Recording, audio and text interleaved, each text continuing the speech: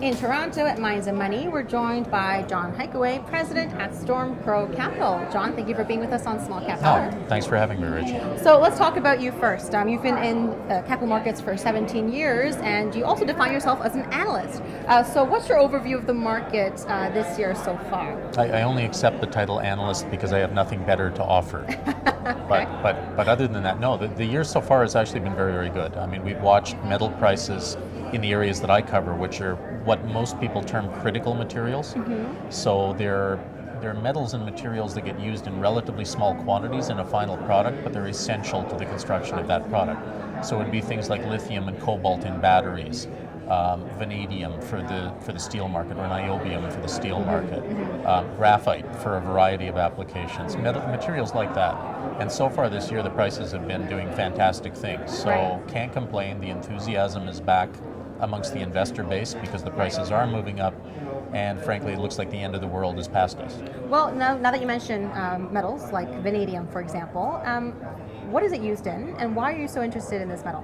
I was here speaking on vanadium and vanadium, what are called vanadium redox batteries or reduction oxidation batteries, because there's a substantial amount of interest out there with respect to grid energy storage and applications like that, mostly as it pertains to lithium, but some of these technologies look like they might be better at doing these things than lithium. So vanadium as a material is a steel hardener and a steel additive that improves toughness of the material as well. Right. There aren't that many materials that you can add to steel to make it harder and tougher at the same time.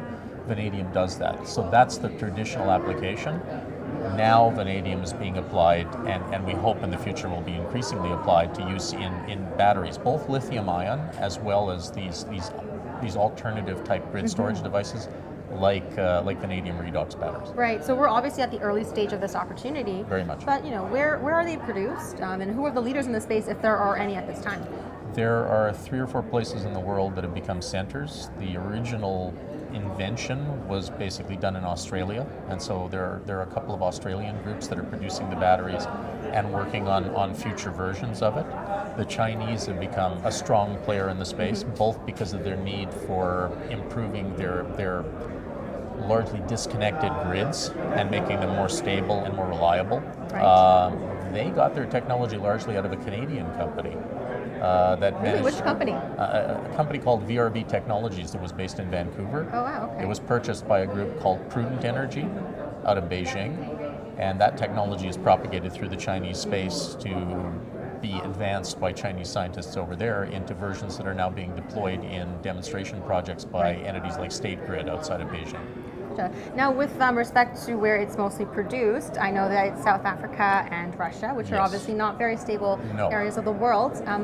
But going forward, do you think that vanadium will still have potential despite the fact that their areas aren't ideal? China is a major producer and is growing their output as well. Right. We've got a number of projects in South America and North America that we're keeping our eye on. So there's a good opportunity to diversify supply in vanadium, especially if demand starts to increase for these battery applications. Right.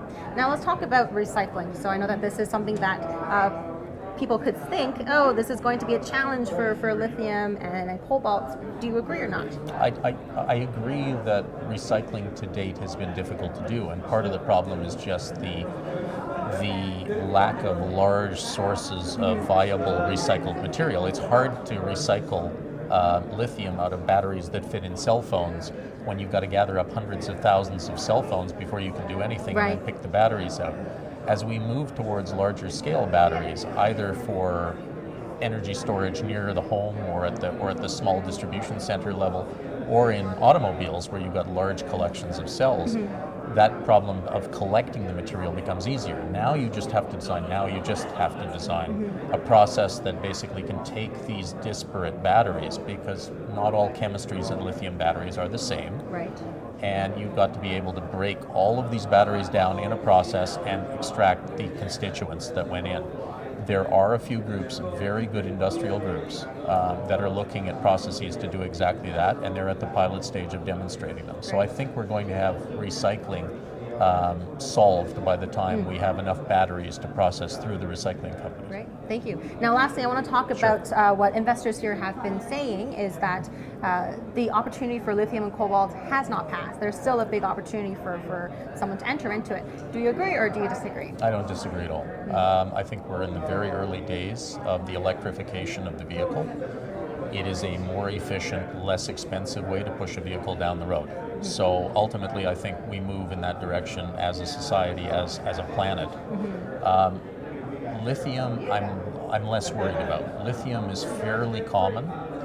There are certain temporary current shortages that are pertaining to the market, but ultimately, I think prices that of anything like the level we've been seeing are going to incent enough new producers to come into the space that we're going to have enough material available for us. And frankly, there's no natural shortage of lithium. I'm a lot more concerned about a material like cobalt.